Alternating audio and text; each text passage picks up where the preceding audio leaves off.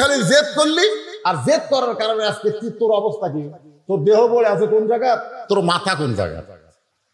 মুখের মধ্যে লাঠি ঢুকাইয়া যখন ইয়াজিদ এইরকম অহংকারমূলক কথা বলতেছে, ইয়াজিদের সামনে যত মানুষ বসে আছে তাদের মধ্যে অনেক নবীর সাহাবীও আছে। হাদিসের মধ্যে আছে প্রায় 11-12 জন সাহাবী বসে আছে, আর হাজার হাজার মুসলমান তারা সবাই মাথা নত করে বসে আছে। কেউ একটা কথাও বলতেছে না, কেউ একটা কথা বলতেছে না। হোসাইন রাদিয়াল্লাহু তার মুখের মধ্যে লাঠি ঢুকাইছে, এরকম তিরস্কারমূলক কথা বলতেছে, কিন্তু কেউ মাথা তুলতেছে না, কারণ জানে এ সময় মাথা তুললি তার মাথা।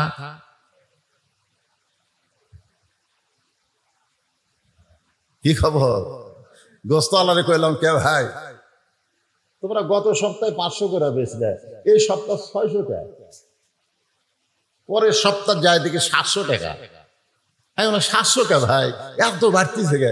তোর কথা কয় না তো, আমরা এত টাকা নিচ্ছি, কেউ তো কথা কয় না। মনে হয় বর্তমানে বাংলাদেশের মানুষের জবান বন্ধ, ধরে কোন কথা ঠিক কিনা, কথা কয়। এমনকি নিজের বাড়িতে ভারতের হিন্দুদের পূজার গান হচ্ছে, হরি হরি হরি হরি উলুলুলুলুলু, পূজার বাদ্য বাজতেছে, তারপরেও পুরুষ মানুষ কথা বলতেছে না। এই পূজার বাদ্য বাজতেছে তার বউয়ের কারণে, কারণ তার বউ স্টার জলসা জি বাংলার বড় ভক্ত। বউ যখন স্টার জলসা দেখতেছে, স্টার জলসা নাটকের মধ্যে হিন্দুদের পূজার বাদ্য মুসলমানের ঘরের মধ্যে বাজতেছে, অথচ স্বামী জবান বন্ধ করে রাখছে। ধরে কথা দেখতে কথা কয়। কি তুমি বুড়া মানুষ ফজরের নামাজ সামনে কাতারে পড়ো, আর তোমার 26 বছরের আইডিয়া ঘুম পাড়তেছে, বা কথা কয়। অথচ আল্লাহ রাসূল বলেছেন 7 বছর থেকে নামাজের তালিম দাও। নিয়ত কি করা লাগবে, রুকু কেমনে করা লাগবে, সেজদা কেমনে করা লাগবে, কোন জায়গায় কোন দোয়া পড়া লাগবে, এই 3 বছর তালিম দাও, আর 10 বছর থেকে মারিয়া পিঠে তাকে নামাজে নিয়ে যাও। জোরে কোন কথা ঠিক কিনা? এই কয় বাপ আছে না, খালি আড়িয়া ফেলতেছে, আড়িয়া সারাদিন খালি ঘরে আড়িয়াটা খালি ঘুরতেছে রাস্তা দিয়ে। কি কয়দিন ঘুরবো? ঘুরতে ঘুরতে একদিন বদরু রশিদের মতন বুড়া হয়ে যাবা। ধরে কর কথা ঠিক কিনা? বুড়া হয়ে যাবা, তখন তোমার মধ্যে মরার ভয় আসবে, আল্লাহর ভয় না। কিসের ভয়? মরার ভয়। মসজিদের নামাজ পড়বার যায় দেখে, আর মাজা ওই বিয়ারিং যে মিশিং চলে না, সেই মিশিং হতাল চলাবার গেলে চলবি, কারণ বিয়ারিং টিয়ারিং সব জাম মারছে। বিয়ারিং জাম মারছে, বিয়ারিং জাম মারা বোঝেন না? এখন হাঁটুর বিয়ারিং জাম মারছে, মাজার বিয়ারিং জাম মারছে, আর রুকু করা পারে না, সেজদাও করা পারে না, ওই সিয়ারত বসে থেকে খালি করতেছে। ফেরেশতা কয়, আল্লাহ এই যে তুমি কোরআনে কইছো কুমু লিল্লাহি কানিতিন, দাঁড়াও লিল্লাহি আল্লাহর জন্য কানিতিন, আনুগত্য নিয়ে দাঁড়াও, নামাজ দাঁড়িয়ে পড়তে হবে, দাঁড়াতে হবে। আর এই সারাদিন হাতে বাজারত যায়, 10-এর ব্যাগলে বাড়িতে আসে, আর মসজিদ আসে চেয়ার নিয়ে বসে, এর খবর কি? আল্লাহ বলতেছে সরকারি চাকরি না করে কেউ যদি পেনশন চায়, ওই জীবনেও পেনশন পাবি না। ধরে কোন কথা ঠিক কিনা? তো যৌবন বয়সে যদি তুমি নামাজ না পড়ো, বুড়া বয়সে চেয়ার ধরছে, তোমার ভাগ্যে পেনশন নাই, তোমার ভাগ্যে সোয়াব নাই, তোমার ভাগ্যে কবরে আসলে খালি। যদি ফুলগুলো হয় অভিমানে ঝরে যায়, আমি মালা গেথে বলো কারে পরাবো, সে যে কেন এলো না, কিছু ভালো লাগে না, কবরে আসুক তারি। কি কোন মজা আছে না নাই? ধরে কোন আছে না নাই? আমার মা বোনেরা পর্দার অন্তরে যারা বসে আছেন, আমার সামনে যে বাবাজিরা বসে আছেন, সবাই একটু মনোযোগ দিয়ে শুনবেন। যে ওয়াজটা আমি করতেছি এটা সকলের জন্য সমান, কারণ পুরুষের জন্যও নামাজ, নারীর জন্যও নামাজ আছে না নাই? যেরকম আছে না নাই? দেখবেন অনেক মেয়েরা রোজা খুব করে, রোজার দিকে হাতে, কিন্তু নামাজ আছে না নাই? যেরকম আছে না নাই? এই মায়েদের বলবো, মা এক নম্বর আমল হলো নামাজ, যেটা হলো আল্লাহ পাওয়ার জন্যে। নামাজ যদি না থাকে তাহলে সে আল্লাহর জন্য মরতে পারবে না। মান সাআলাল্লাহু তাআলা আশ-শাহাদাতা বিসিদকিন বাল্লাগাহুল্লাহু মানাজিলাশ শুহাদাই আইমাতা আলা ফিরাশিহি রাওয়াহুল বুখারী কিতাবুল মাগাজি। ধরে কোন সুবহানাল্লাহ। সবাই মাথা নিচু করে আছে। ইয়াজিদ খালি ইচ্ছা মতো বলে যাচ্ছে, হোসেন এখন তোর কি হলো?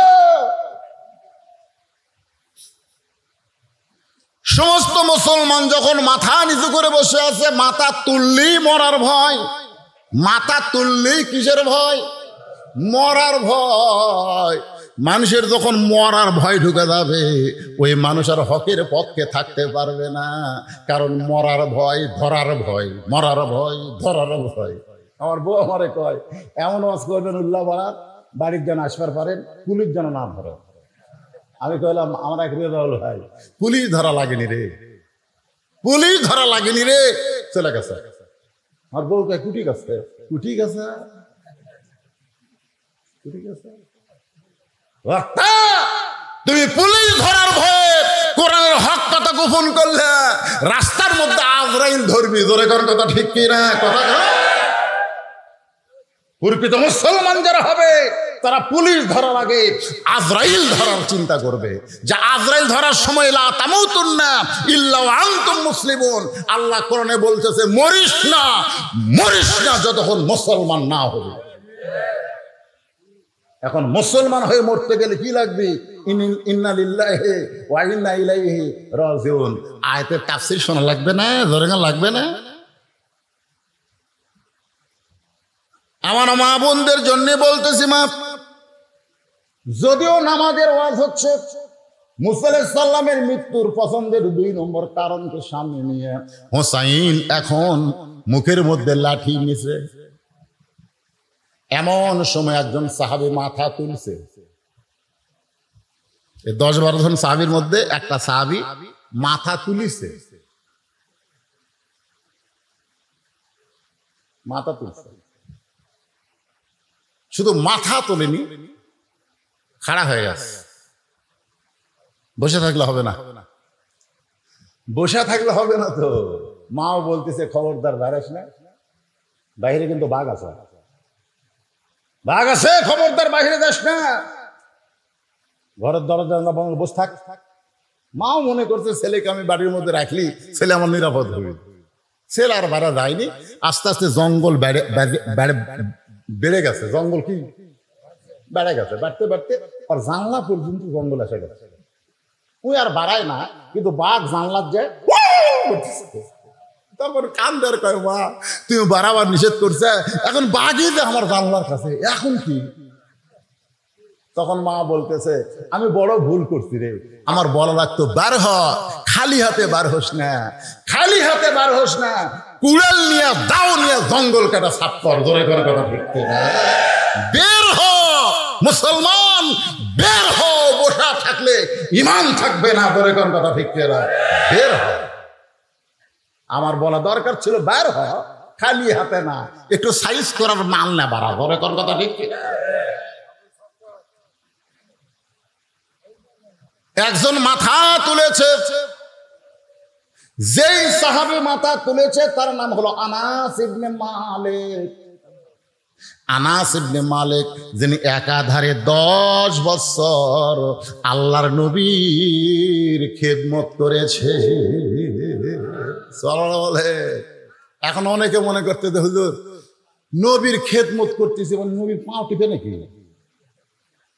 এখন কতগুলা বক্তা এসে দেখবেন, আমি দেখছি অনেক হাফেজি মাদ্রাসায় বক্তা এসে 3 জন ছাত্র লিখছে, ওরা ফট করে এক পর্দা দেয়, এরকম একটা পর্দা টানে দেয়, বুঝলেন?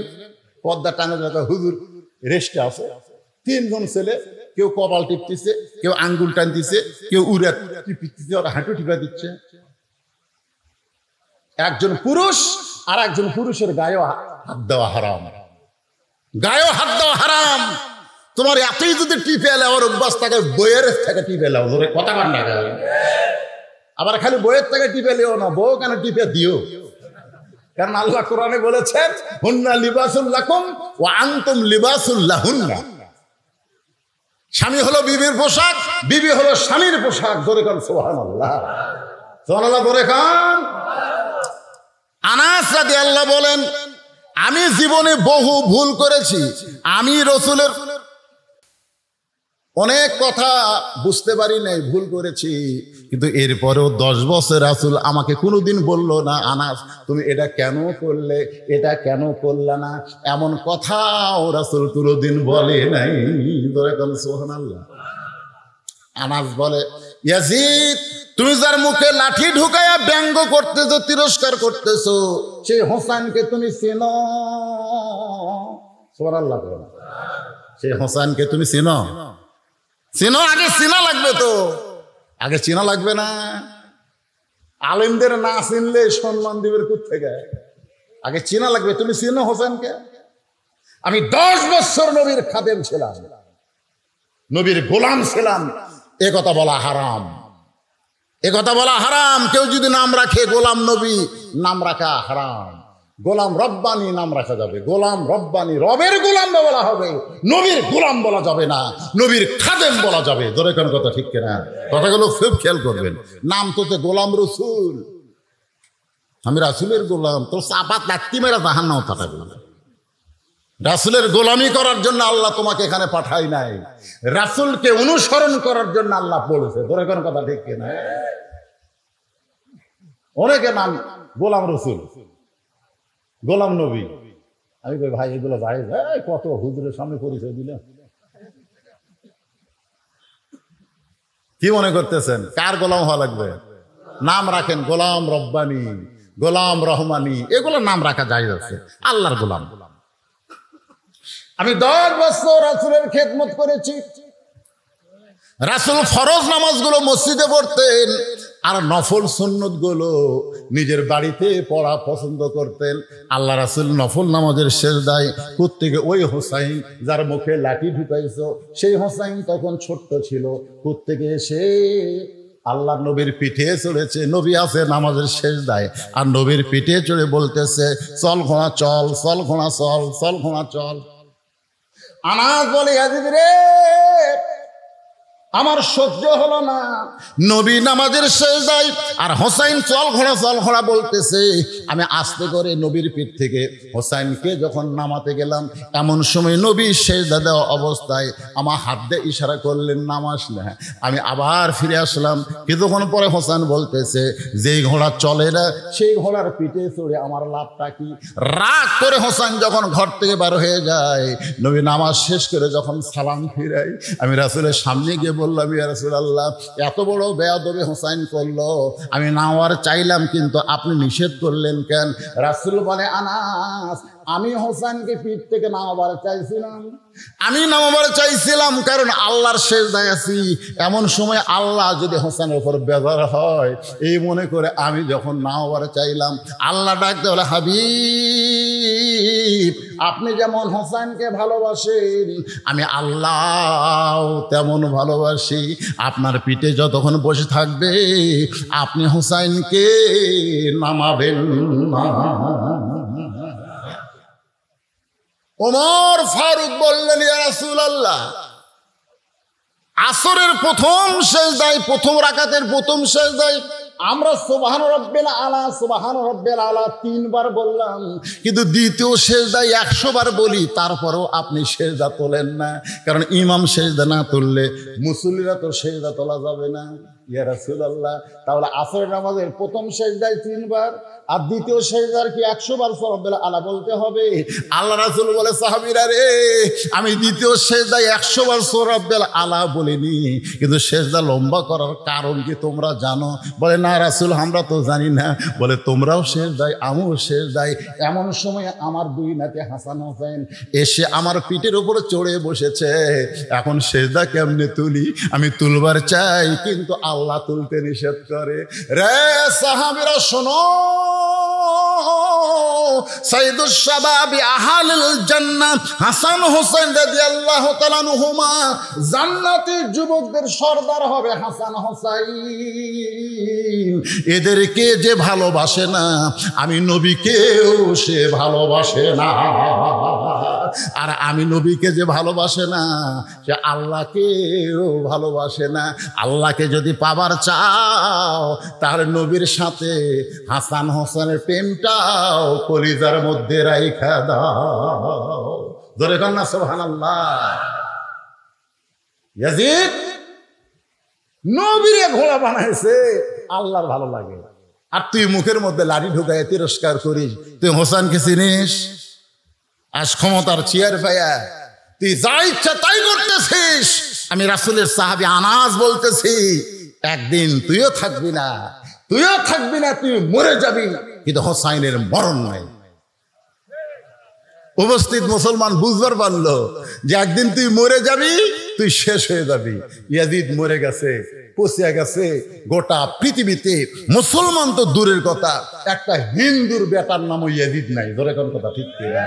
আর প্রত্যেকটা পাড়ায় পাড়ায় হোসাইন আছে না নাই? ধরে কোন আছে না নাই? তার মানে বোঝা গেল আল্লাহর জন্য যারা জীবন দেয় তারা কিন্তু মরে না, তারা কিয়ামত পর্যন্ত অমর হয়ে যায়। মুসা বলে, আল্লাহ মৃত্যুকে পছন্দ করার 3 নম্বর কারণ, সুবহানাল্লাহ বলেন, 2 নম্বর কারণ হয়ে গেছে, এখন 3 নম্বর মজার কারণ, অত্যন্ত মজা। এই মজার কারণ বলার আগে আমি একটা গান গাবো। গানটা শুনে আপনারা বুঝবেন, আধা বুঝবেন কিন্তু পুরা বুঝবেন যে 3 নম্বর কারণটা কি। এই কি হচ্ছে, তোমরা এই ডিস্টার্ব করো, এই দিকে তাকাও, সামনে বসিয়ে করা হয়। 3 নম্বর কারণ একটা গান গায়। এই ছেলেরা, গানটা কিন্তু যিনি গাইছে তিনি হচ্ছে খ্রিস্টান, ওর নাম হলো এন্ড্রু কিশোর। ওর নাম কি? এন্ড্রু কিশোর।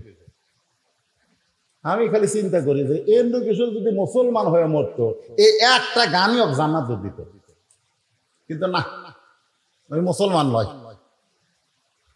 যেরকম নবীর চাচা আবু তালেব রাসূলের যে ভালোবাসা দিছে, আল্লাহ রাসূল নিজেই বলেছে, আমি বাপ হারা হতে পারি কিন্তু আমি এতিম না, আমি এতিম নই, আমার বাপ না এটা বলতে পারো, কিন্তু আমার এমন এক চাচা আবু তালেব পেয়েছি যে চাচাকে বাবার পরে আমার বাবা নাই, এ কথা আমার কোনোদিনও মনে হয়নি। এত দয়া করেছে আবু তালেব, তারপরও জান না। কারণ কি? ঈমান নেই। আবু জেহেল নামের কোন মুসলমান আছে? আবু লাহাব নামে কোন মুসলমান আছে? কথা কয় না, কিন্তু আবু তালেব আছে। দেখছেন, আবু তালেবও কাফের, আবু লাহাবও কাফের, কিন্তু আবু লাহাব নামে কোন মুসলমান নাই। আবু তালেব নামে কেন আছে? আবু তালেবে তো মুসলমান না, কুফুর অবস্থায় চলে গেছে। এটা আজকে আমি আপনাদের বুঝাই দিব। দুটাই নবীর চাচা, আবু লাহাব নবীর চাচা, আবু তালেব নবীর চাচা, দুটাই কাফের। এক কাফের নামে কোনো মুসলমানের নাম নাই, আর এক কাফের আবু তালেবের নামে মুসলমানের নাম আছে। যখন আছে না নাই? কারণ কি? একজন আবু তালেবকে আমি বললাম, ভাইজান তুমি যে নাম রাখছো আবু তালেব, তুমি জানো আবু তালেবকে? নবীর চাচা। আচ্ছা বলো আবু লাহাব কে? আবু লাহাব তো কাফের। কাফের হলে হবে না, নবীর কে সেটা কও। কই যে হুজুর আমি তো জানি না, আমি ওটাও নবীর চাচা। আবু লাহাব নাই কে? তোমার নাম আবু তালেব কেন? কই হুজুর আমার বাপ রাখছে, আমি জানি না। রাখা ঠিক আছে, আবু তালেব। আমি বলে আবু তালেব নাম রাখা যায় না। সুবহানাল্লাহ। কি জন্য জায়েজ? শোনা লাগবে না? হ্যাঁ, এটা শোনা লাগবে। কারণ গান ঢাকাকে কই, আপনারা খুব খেয়াল করবেন, গানের দিকে খেয়াল দেখেন তো। মুসা নবীর মৃত্যুকে ভালোবাসা 3 নম্বর কারণ আপনারা বুঝবার পারেন কিনা? চলতে পথে 2 দিন থামিলাম, যাবার কালে একজন আরো দেখা না পাইলাম। ও আমার সাদের মালা যায় রে ছিঁড়ে, রইব না আর বেশি দিন তোদের মাঝারে। ডাক দিয়েছেন, এই জায়গাতে একটু ভুল হলো। ওই হিন্দুকেও বা খ্রিস্টান ওই দয়াল কবি, কিন্তু আমরা দয়াল কব না, আমরা বলবো আল্লাহ। ধরে কোন কি বলবো? তাহলে কি বলেন? ডাক দিয়াছেন আল্লাহ আমারে। আপনারা বলেন ডাক দিবে আল্লাহ আমারে, এইটা ইন্দ্র কিশোর না বলে কেন বললেন দিয়াছেন? কারণ দিয়াছেন হলো অতীতকাল। তিনি গানের মধ্যে বর্তমান ভবিষ্যৎ না বলে ডাক দিবে হলো, এটা হলো বর্তমান, ভবিষ্যৎ দিয়েছেন হলো অতীতকাল। আপনারা বলেন তো গানের মধ্যে কি বলেছেন? ডাক দিবেন দয়াল আমারে, না ডাক দিয়েছেন? তো ডাক দিয়েছেন কেন বললেন? ইন্দ্র কিশোর খ্রিস্টান হতে পারে, কিন্তু এই গানটা যিনি লিখেছেন তিনি তো আর খ্রিস্টান না। তিনি কোরআনের সূরা মুলকের 2 নম্বর আয়াতকে এই গানের মধ্যে নিয়ে এসে বলতেছেন, আল্লাযী খালাকাল মাউতা ওয়াল হায়াতা লিয়াবলুয়াকুম আইয়ুকুম আহসানু আমালান ওয়া হুয়াল আজিজুল গফুর। কি মজা রে! এ মুসা নবীর মৃত্যুর 3 নম্বর কারণ শোনার পরে আপনাকে কারু আর বাঁচার স্বাদই থাকবি না, খালি মন চাবি কখন মরে, কখন মরে। আমার এক আত্মীয় বুঝলেন, সেই বাসা করছে শহরে, আমি তো গ্রামে থাকি। আমার এই বাড়ি কয়ে অভ্যাস আছে। কি কয়ে বাড়ি? আপনার গ্রামের লোকেরা কি করেন? এটা কার বাড়ি, এটা কার বাড়ি, এটা কন না। তো আমার ওই দোস্তর বাসার যায়, বাড়ির যায়, আমি বললাম কে ভাই এত সুন্দর গেট আর যে সুন্দর বাড়ি, কত টাকা লাগছে? তখন বলতেছে তুমি শিক্ষিত হয়েছে, আলেম হয়েছে, বক্তা হয়েছে, কিন্তু জ্ঞান কম। আমি বললাম কেন ভাই? কিন্তু এই কোটি টাকা খরচ করে এর নাম বাড়ি? এই তোর গ্রামের বাড়ি বাড়ি করছি আর রাগ ধরছে, বলা লাগবে বাসা। বলা লাগবে ভাই এত সুন্দর বাসা, এত সুন্দর বাসা বলা লাগবে, কিন্তু আমি কইছি বাড়ি। এই বাড়ি কোয়াতি আর রাগ। আমি তখন বললাম তাহলে আব্দুল আলিম কি ভুল কইছে নাকি? ও আমারে বলতেছে আব্দুল আলিম কি কইছে? বলে আজ থেকে 50 বছর আগে আব্দুল আলিম একটা গান গায়ে গেছে, এপারে তোর বসত বাড়ি, ওই পারে তোর বাসা। সবাই বলেন এপারে তোর বসত বাড়ি, ওই পারে তোর বাসা। ভবদরিয়ায় পাড়ি দিতে কেমনে করলি আশা, লাভ করিতে আইসারে ভবে হইলারে বেদিশা। রতন কাঞ্চন বদল দিয়া, রতন কাঞ্চন বদল দিয়া কিনলি তামাশিসা। এপারে তোর বসত বাড়ি, ওই পারে তোর বাসা। তো আমারই কইল ভাই এ গান দিয়ে আপনি কি বুঝাইলেন? আমি গেল গান দিয়ে বুঝাইলাম পাগল, দুনিয়াতে কয়দিন আমরা বসত করব, আর যেখানে বসত করা হয় সেটা হলো বাড়ি, আর চিরস্থায়ী ভাবে যেখানে থাকা হবে সেটার নাম হলো বাসা। আপনাকে অনেক ধনী মানুষ সিরাজগঞ্জ শহরে বাসা করছেন, কিন্তু আপনাদের এই পূর্ণিমাঘাতি তাদের বাড়ি আছে, মাঝে মধ্যে তারা কিন্তু আসে, থাকতে আর চায় না। ধরে কোন ঠিক কিনা?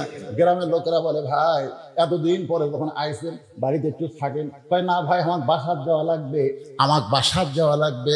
কারণ বাড়িটা দেখতে আসা যায় কিন্তু থাকার জায়গা না, আমি থাকবো বাসায় গিয়া।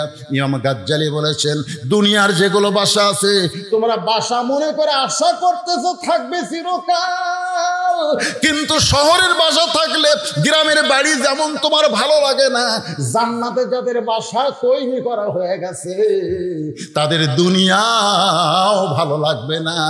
আইসে ঠিকই তাদের যাইতে হবে, এই চিন্তা তারা সব সময় করবে। কথা বলেন ঠিক? এখন মুসা নবী মৃত্যুকে পছন্দ করার 3 নম্বর কারণ বলবো। এ কারণ বলার আগে আমার মা বোনেরা খালি খেপতিছে যে এই আজ্ঞাটা আদায় করে গেল, জামাই কি এক ওয়াজ করলো আমরা বুঝতে পারলো না, কাপন চোরা, আর বক্তা সে কি এক ওয়াজ ধরলো না, আমাকে ওয়াজ তো কেউ করলো না। ঠিক কিনা বলেন? এই জন্য মাত্র 5টা মিনিট, কারণ ওরা যদি ভালো হয় শান্তিকার, না বউ যদি ভালো হয় শান্তিকার, পাড়ার লোকের না স্বামী? হ্যাঁ, আমাদের বউগুলা পাড়া ঠিক করছে বুঝলেন, কিন্তু বাড়ি ঠিক হয়নি। পাড়া ঠিক, গোটাল পাড়া সবাই বলে ভাবি ভাবি, হ্যাঁ ভাবি আপনার যে কি সাইজ, মনে হয় আপনার বিয়ে হয়নি। দেখো আল্লাহ তোমার কি চোখ দিতে রে। আর আমার স্বামী এই ভালো কথা আমার কোনোদিনও হয়নি। আমি পেলাম যারা বলতেছে ভাবি মনে হয় তোমার বিয়ে হয়নি, এরা এই তারিফ করার কারণ হলো ওভার ডিউটি মারবার চাই। ধরে কোন কথা ঠিক না? আর স্বামীর তো ওভার ডিউটি না, স্বামীর হলো ডিউটি। কারণ আপনাদের পূর্ণিমা গাজিতে এই জায়গায় আমি আবার কোনোদিন আসতে পারবো তার কোনো গ্যারান্টি নাই। ধরে কোন কথা ঠিক কিনা? একই থানায় ওয়াজ ছিল আমার আর কাউসারির, একই থানায়। যেদিন মারা গেল আমার ওই থানাতে ওয়াজ ছিল। আমরা দুই ভাই এক জায়গা তো ওয়াজ নাই, কিন্তু একই থানায়। আমাকে আজরাইল সেদিন ধরবার পারেনি। আমাকে হয়তো খুঁজিছে, খোঁজার পর দেখতেছে কোনটা ধরলে এখন কাম হবে, এই কাউসারি ধরছে না। ওয়াজ ওঠার আগে আমাকে বললো ভাইজান শরীরে একটু খারাপ লাগতেছে, আপনার কখন দেবে? আমি বেল করে চালাচ্ছিলাম। আমি বললাম ভাই এর কিন্তু কি অভ্যাস হলো, কেন আদায় করতেছে বক্তা তুলে দেওয়ার আক্কেলি নেই। আমি তাই বলতেছি তাহলে দোয়া করেন ভাই, আমি টেতর যাচ্ছি, শরীর একটু নার্ভাস লাগতেছে, দোয়া করেন। আমি দোয়া করলাম কি আমানিল্লাহ।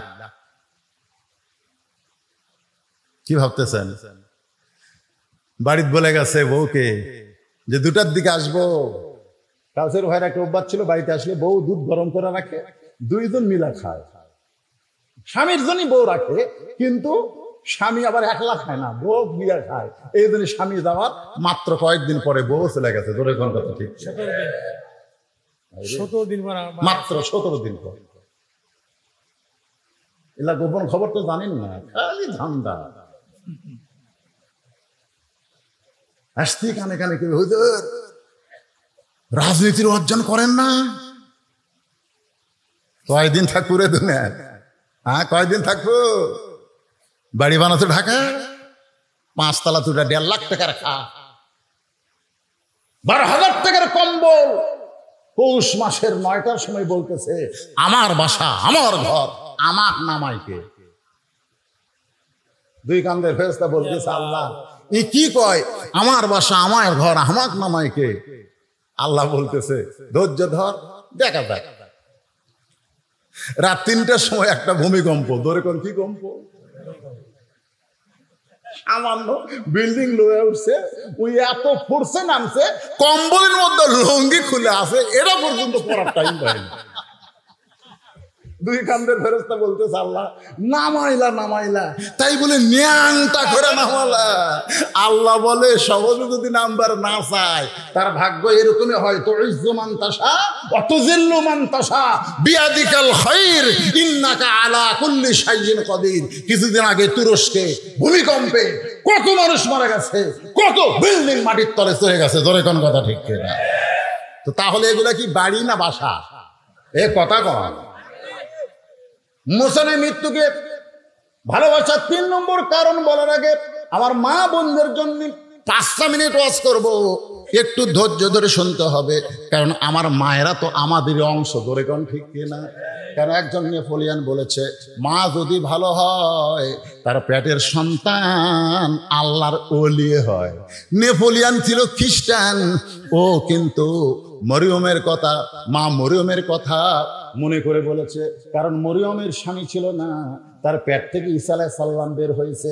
এই কারণে একজন নেপোলিয়ান বলেছে মা যদি ভালো হয় তার সন্তান ভালো হয়। কিন্তু একজন মুসলমান আমরা বলবো মা যদি ভালো হয় তার সন্তান আল্লাহর ওলি হয়। যেমন আব্দুল কাদের জিলানী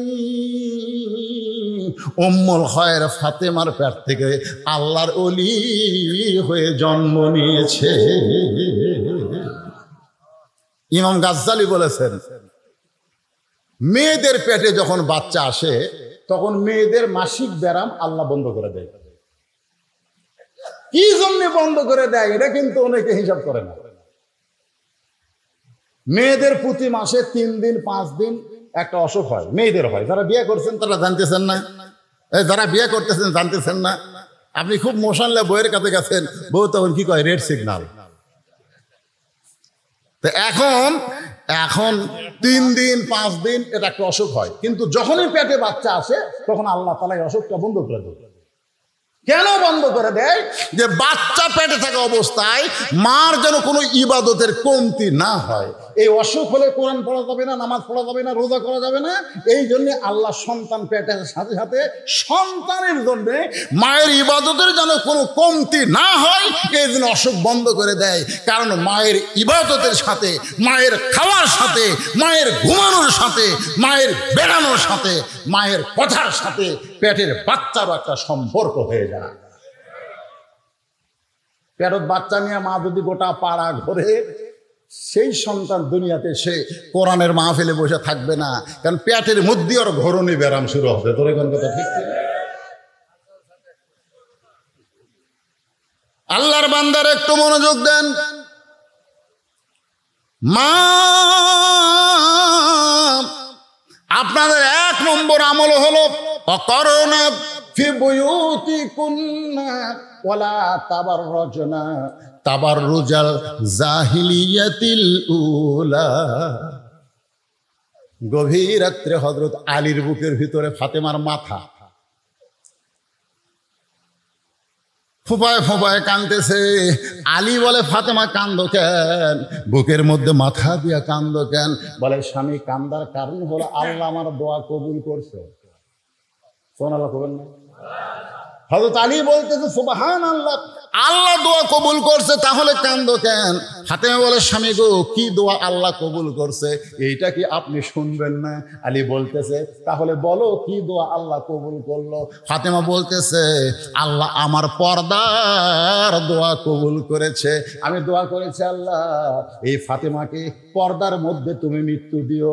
আল্লাহ তাআলা বলেছে, ফাতেমা তোমার দোয়া আমি কবুল করে নিলাম।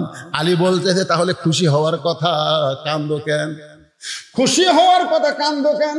সারা জীবন যেই ব্যক্তি পর্দা করেছে, মরার সময় তো সে পর্দার ভিতরেই মরবে। কারণ যারা পর্দা করে না তাদের কথা আলাদা, কিন্তু যে ফাতেমা পর্দা করেছে আমি স্বামী হিসেবে তো জানি, তাহলে তুমি পর্দার মধ্যে মরবে, আল্লাহ কবুল করেছে, তাহলে কান্দার কারণ কি? ফাতেমা বলে, স্বামী গো, সেই দোয়া কবে কবুল হয়েছে সেইটা কি শুনবেন না? আলী বলতে যে, কবে সেই দোয়া কবুল হয়েছে? ফাতেমা বলে, স্বামী মনে কষ্ট নেবেন না, মন খারাপ করবেন না, আজকে গভীর রাত্রে পর্দার ভিতরে ফাতেমার মৃত্যু হবে। যে বলেছে আজকে গভীর রাত্রে পর্দার মধ্যে ফাতেমার মৃত্যু হবে, গাছ যেরকম গোড়া কাটলে পড়ে যায়, হযরত আলী তেমনি পড়ে গেলেন ঘরের মাঝে। মা ফাতেমা মুস্কি মুস্কি হাসতেছে, মুস্কি মুস্কি হেসে স্বামীর কপালে একটা চুমা দিয়ে বলে, স্বামী গো, আমি আমার বাবার কাছে শুনেছি আপনি হলেন আসাদুল্লাহিল গালিব। আমার বাবা বলেছে, আলী শুধু আলী না, আলী হচ্ছে আল্লাহর সিংহ। ধরে কান সুবহানাল্লাহ। আমার বাবা বলেছে, আনা মাদিনাতুল ইলমি ওয়া আলিউ বাবুহা, আমি হচ্ছে ইলমের শহর, আলী হচ্ছে তার দরওয়াজা। আপনি হলেন জ্ঞানের সম্রাট, আপনি হলেন বিশ্ববীর। বিশ্ববীর আর জ্ঞানের সম্রাট হইয়া আমার মৃত্যুর খবর শুনে এমন করে আপনি পড়ে গেলেন কেন? আপনি কি জানেন না এই দুনিয়া থাকার জায়গা না, আসলে যাইতে হবে। স্বামীর কপালে চুমা দিচ্ছেন, গভীর রাত্রে যিনি মৃত্যুবরণ করবেন, যিনি মৃত্যুবরণ করবেন তিনি জীবিত মানুষকে বুঝাচ্ছেন, আপনি কি জানেন না আসলে যাইতে হবে। এখানে যারা বসে আছেন ভাই, আপনারা শূন্যস্থান পুরা করবেন। আমি যেই বলবো আসলে, আপনারা বলবেন যাইতে হবে। বলতে পারবেন কি পারবেন না? আসলে এটা কি অন্তর থেকে বলেন?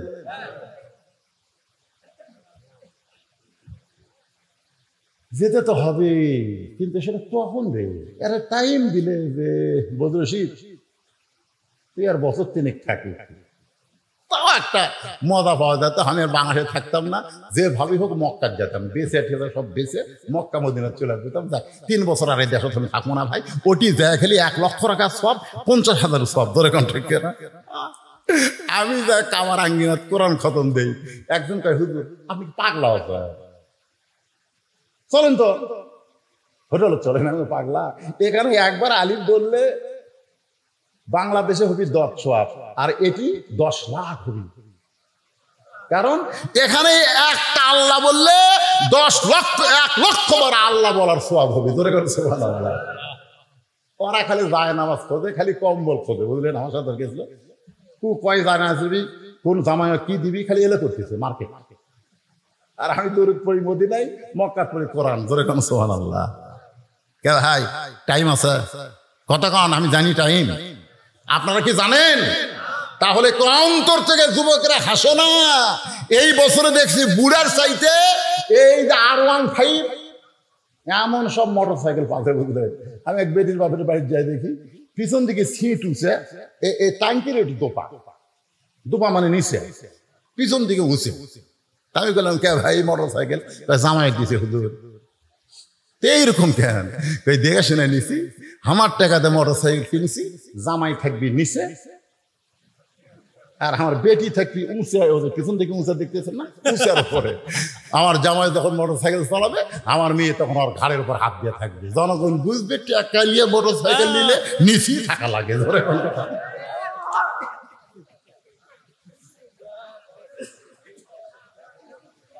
মনে হচ্ছে না, বলছে না? আসার সময় তো আমার গাড়ির সাথে মনে হয় একটা বাইজাল দিচ্ছিলাম, ওরা হ্যাক ব্যাক বোঝো না, মানে হাইড্রোলিক ব্রেক। যতই বিপদ ধর্ম রে, এক সময় তোর হুঁশি আল্লাহ কাটা নিবি, ব্রেক ধরার টাইম হবি না। ধরে কোন কথা ঠিক কিনা? তাই সবাইকে লক্ষ্য করে আমরা সবাই একসঙ্গে বলবো, আসলে এই দুনিয়াতে এসেছি যারা, কখন যাব আমরা জানি না। ফাতেমা বলে, স্বামী এমন করে আপনি কাঁদবেন না।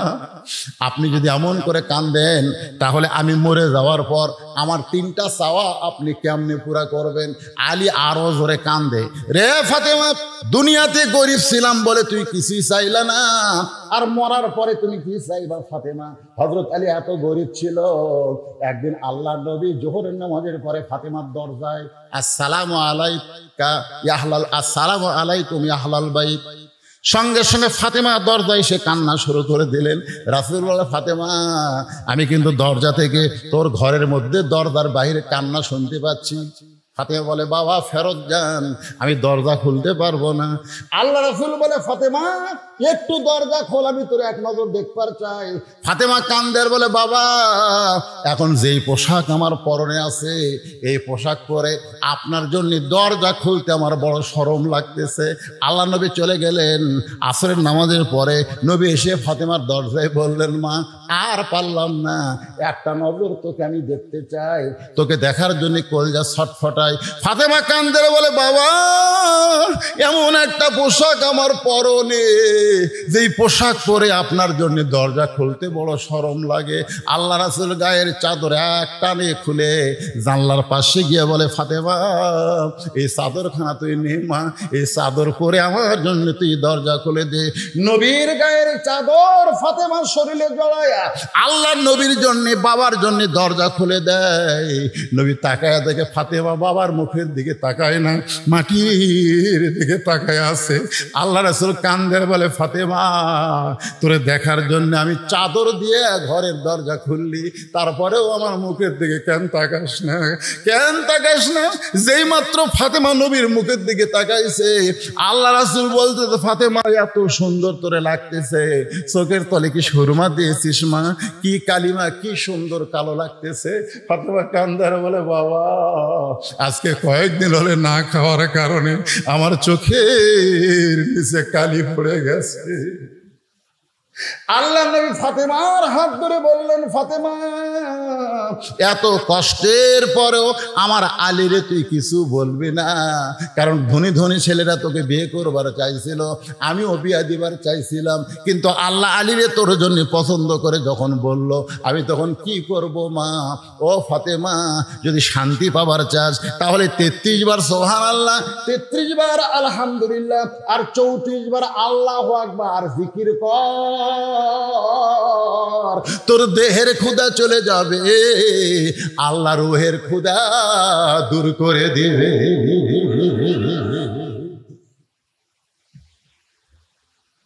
আলী কান্দে বলে, ফাতেমা দুনিয়ার জীবনে কিছুই দিবার পারলাম না, আর তুমি মরার পরে কি চাইবা ফাতেমা?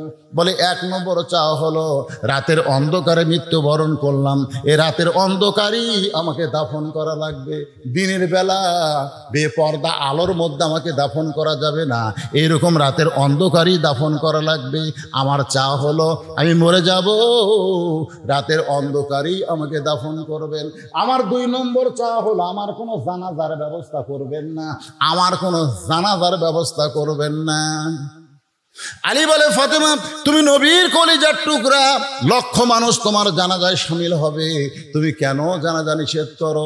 ফাতেমা বলে, স্বামী গো, আমি এতদিন পর্দার মধ্যে থেকে আল্লাহর হুকুম আমল করার পরে বুঝতে পেরেছি, লক্ষ মানুষ যদি বলে ফাতেমা ভালো, আল্লাহ কিন্তু লক্ষ মানুষের দিকে তাকায় থাকবে না, আল্লাহ খালি আপনার মুখের দিকে তাকায় থাকবে। আপনি যদি বলেন ভালো না, তাহলে লক্ষ মানুষের দোয়া দিয়ে ফাতেমার 1 তিল পরিমাণ লাভ হবে না। আর দুনিয়ার তামাম মানুষ যদি বলে ফাতেমা খারাপ, আর আপনি যদি বলেন আমার বউ ফাতেমা ভালো, এক স্বামীর মুখের সার্টিফিকেটে ফাতেমার জান্নাতের 8টা দরজা খুলে গেল। আমার মায়েরা, পদ্মার অন্তরে যারা আছেন মা, গ্রামের লোক আপনাকে ভালো কোক, দুনিয়ার লোক ভালো কোক, এইটা কোনো সময় আপনি চাবেন না। আল্লাহ রাসূল বললেন, ফাতেমা আল্লাহর পরে কাউকে যদি সেজদা দেওয়ার হুকুম থাকতো, তাহলে প্রত্যেকটা মেয়েকে আমি বলতাম স্বামীর পায়ে সেজদা করে, কিন্তু আল্লাহ ছাড়া কাউকে সেজদা করা যাবে না। এই কারণেই বললাম স্বামীর পায়ে সেজদা করো না। কিন্তু বুঝে নাও, মেয়েদের কাছে আল্লাহর পরই সবচাইতে যে দামি, সেই হলো তার স্বামী। ধরে কোন স্বভাব। আমার মায়ের একটু মনোযোগ দিয়ে শোনেন।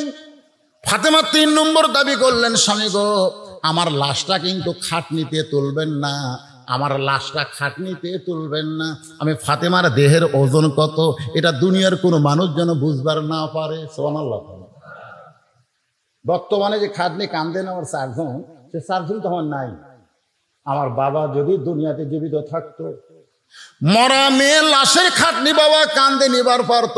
আমার হাসান হোসেন যদি বড় হইতো, তাহলে মায়ের লাশের খাটনি কান্দে নিবার পারত। 6 মাস আগে আল্লাহ নবী দুনিয়া থেকে বিদায় হয়ে গেছে। আমার হাসান হোসেন এত ছোট, ও গো স্বামী, আমার লাশটা শুধু আপনি কান্দে নিয়া ওই জান্নাতুল বাকির পূর্ব কোনায় এই যে হজ করেছেন আমার বাবাজি, আল্লাহ আমাকেও করাইছেন, আপনিও তো করছেন। জান্নাতুল বাকির পূর্ব কোনায় সবুজ রঙের একটা বাতি জ্বলতেছে, ওই বাতি বরাবর আমাকে দাফন করে দেবেন। আপনি কবর খুঁড়তে না পারলে কাউকে বলবেন সে যেন কবর খুঁড়ে দেয়, সে যেন দুনিয়ার কারো কাছে কবরের খবর না জানায়। হযরত আলী গভীর রাত্রে আবু যর গিফারির জানলার কাছে ফসফস করে কাঁদতেছে। আবু যর গিফারি ঘুম থেকে চেতন পায়, বাইরে এসে দেখে পৃথিবীর শ্রেষ্ঠ বীর আসাদুল্লাহিল গালিব কান্দা। আবু যর বলে, আলী রে, বহু যুদ্ধ তোর সঙ্গে করলাম, কোন যুদ্ধে তোকে পরাজিত হতে দেখি নাই, কিন্তু আজকে কেন কান্দিস আলী? কি দুঃখ তোর জীবনে, কোন যুদ্ধে তুই পরাজয় বরণ করলি? আলী কান্দের বলে, আবু যর, জান্নাতুল বাকির পূর্ব কোনায় সবুজ রঙের একটা বাতি জ্বলতেছে, ওই বাতি বরাবর একটা কবর কর। আবু যর গিফারি বলে, আলী কেউ মরে নাই, কার জন্য কবর করব? আর মরলে রাতের বেলা কেন করব? দিনের বেলা কি কবর খনন করা যাবে না? আলী বলতেছে, আবু যর, একজন পর্দানিশী গভীর রাত্রে মৃত্যুবরণ করবে, আবার গভীর রাত্রি তাকে দাফন করা লাগবে। আবু যর গিফারি বলে, আলী রে, সেই পর্দানিশী কে গো? তার কি তোমার নাম জানা নাই? সেই পর্দানিশী কে, তার নাম কি তুমি বলবা না? আলী বলতেছে, আবু যর, 6 মাস আগে আমার 2টা সন্তান নানা হারাইছে, আজকে 6 মাস পরে হাসান হোসেন আবার মা হারাবে। 6টা মাস খালি কাঁদতেছে নানা নানা বলে। আজকে আবার মা গভীর রাত্রে দুনিয়া থেকে বিদায় নেবে। আবু যর গিফারি কোদাল নিয়ে কবর খুঁড়তে গেছে, তাকায় দেখে বাতি জ্বলতেছে। যে বাতি জ্বলতেছে এই বাতির কোনো তার নাই, বাতির কোনো সুইচ নাই, বিনা তারে বিনা সুইচে আল্লাহর হুকুমে বাতিখানা জ্বলতেছে। বাজান একটু খেয়াল করবেন, বাতির আলো গোলাকার হয়ে পড়ে, কিন্তু চার কোনা কবরের মতন পড়েছে। ওই আলোর মধ্যে আবু যর গিফারি কোদাল দিয়ে কবর খোঁড়া শুরু করলো। এক সময় আবেগে বলতেছে, কবর রে, দিনের বেলা খুঁড়তে আসলাম না, রাতের বেলা খুঁড়তেছি, তুই কি জানিস তোর মধ্যে কাকে রাখা হবে?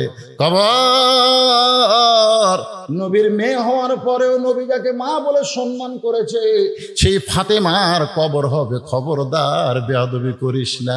আবার দুই কোদাল মারার পরে বলে, কবর রে, জান্নাতের যুবকদের সর্দার হাসান হুসেনের মায়ের কবর হবে, খবরদার বেয়াদবি করিস না। আবার কোদাল মাইরা কয়, আসাদুল্লাহিল গালিব আলীর বিবির কবর হবে, খবরদার কোনো বেয়াদবি করিস না। এই বলে আবার যখন কোদাল মারতে চাই, এমন সময় কে যেন বলতেছে, ফাতেমাকে লক্ষ্য করে নয়, আমরা যারা মারা যাব সবাইকে লক্ষ্য করে বলা হচ্ছে। অনেকে বলে, হুজুর এই কথা কি ফাতেমাকে বলা হয়েছে? আসলে ফাতেমা না, এই কথাটা দুনিয়ার তামাম মৃত্যু জাতিকে বলা হয়েছে। কবরের ভিতর থেকে আওয়াজ আসতেছে, আবু যর, কার মেয়ে, কার মা, কার বেবি, এইটা কবর দেখবে না। কবরের পাথেও জোগাড় করে যদি কবর আসতে পারে, কবর তার জন্য জান্নাতের ঘর হয়ে যাবে। আর কবরের পাথেও জোগাড় না করে যদি কবরে আসে, কবর তার জন্য জাহান্নামের গর্ত হবে। এই কথা শোনার পরে আবু যর গিফারি আর কোদাল মারতে পারে নাই। মা ফাতেমাকে গভীর রাত্রে হযরত আলী নিয়ে এসে আবু যর গিফারি আর জান্নাতুল বাকির মধ্যে নাই, গোপনে তাকে দাফন করে আল্লাহর কাছে দুই হাত তুলেছে। আল্লাহ, আল্লাহ, আমার বিবিকে আমি দুনিয়াতে সুখ দিবার পারি নাই, কোনো কিছু আমি করতে পারি নাই। আমার বিবিটা আমাকে কোনোদিন কষ্ট দেয় নাই, আমি কষ্ট পাবো এমন কথাও কোনোদিন বলে না। আমার পর্দা নিচে ফাতেমাকে তুমি কবুল করে নিও আল্লাহ। এই দোয়াটা করে যখন হাতটা চোখে মুখে এভাবে মুছতেছে, তাকায় দেখে সামনে কয়েকটা পুরাতন কবর দেখে। এই মাত্র ফাতেমাকে কবর দেওয়া হলো, সেই কবর আর নাই, শুধু পুরাতন কবর। কোথায় ফাতেমার কবর? এই মাত্র কবর দিলাম। কি হযরত আলী দৌড়ায় বলে, ফাতেমার কবর, এখনই কবর দিলাম, সেই কবর কোথায় রে? কোথায় ফাতেমার কবর? কে যেন বলে, আলী। কি হবে দৌড়ায়া, কি হবে খুঁজিয়া আলী রে? ফাতেমা ছিল আমার পর্দা নিশি, আমি আল্লাহ জোহরা ডিগ্রি দিয়া ফাতেমার কবরটাকে কিয়ামত পর্যন্ত পর্দা করে দিয়েছি।